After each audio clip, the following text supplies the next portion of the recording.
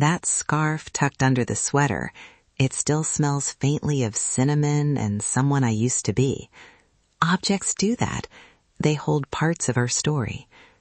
I'm Pami Parker, and today we'll use 3 ordinary things to find one small, steadying truth about who you are now.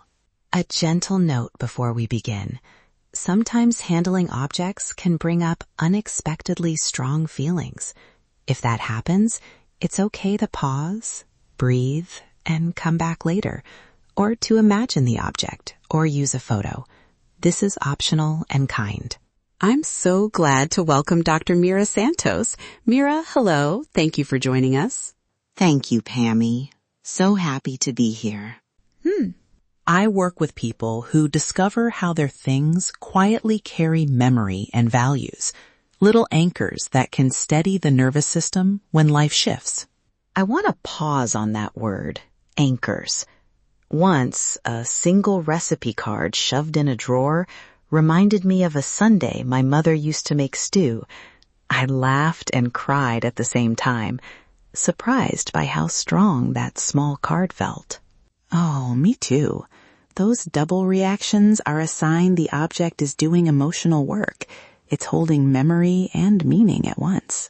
Can you say a bit about why an ordinary thing, a chipped mug, a burned spoon, a photograph, can feel so powerful? They're multi-sensory cues. Touch, scent, sight. These are stored alongside our memories. A client of mine kept a burned spoon in a jar. Every time she saw it, she remembered meals she'd made and felt quietly capable. For her, the spoon said, "I can hold things through change." Wow. All right, let's try a short 3-object reflection. You don't need anything elaborate. If you have objects nearby, gather them. If not, photos or an imagined item will work. We'll move slowly. Take a breath. Start with one object. Hold it or look at it. Notice weight, texture, any scent, a loose stitch or the worn thread. Small details. Let your body register whatever comes up. You don't need to explain it. If a thought pops up, I should remember this, or this is silly. Name it like weather and come back to the object. Now ask quietly, what value might this object point to? Connection, resilience, care, curiosity. Let one word arrive. If a difficult feeling arises, sadness or grief, give it a label. This is grief. Breathe with it. Naming helps the nervous system settle. If it's too much, set the object down and return later. This is about noticing, not pushing through. When you're ready, choose a second object. Look for a small story it brings, a smell, a sudden image, a phrase that pops into your head. Name one small gift this object has given you and one value it speaks to. For the third object, pick something unexpected. Perhaps a receipt, a ticket stub, or a button. These surprising things often point to parts of ourselves we've tucked away. Hold it with curiosity and ask, if this could speak, what would it remind me about who I am now? Many people are surprised by how small items can shift perspective. A forgotten postcard that says keep going, or a necklace that tugs up a memory. But resistance is normal. Mira, how do you coach someone who worries this will turn into a big decluttering project? I give permission up front. You don't have to keep anything. The aim is noticing. Try tiny steps. 1 minute with an object, or a photo and a line in your notes.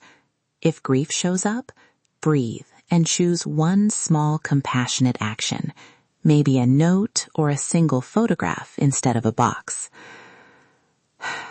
That permission, you don't have to keep anything, is freeing. For listeners who want a simple anchor collection, What would you recommend as rules of thumb? Keep it small, 3 to 7 meaningful items.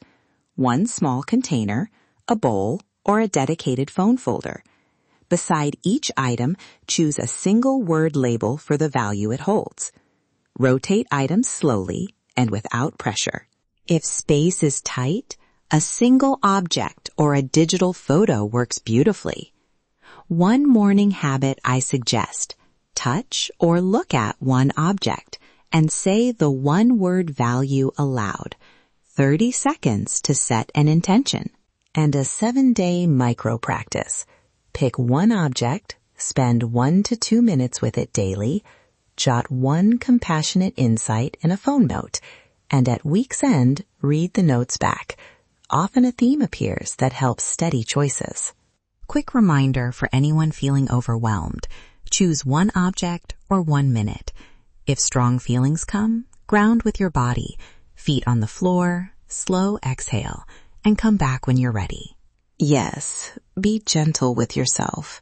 This is about reconnecting with what matters to you now, not fixing the past. Small, consistent acts like this can ripple into clearer choices and softer grief.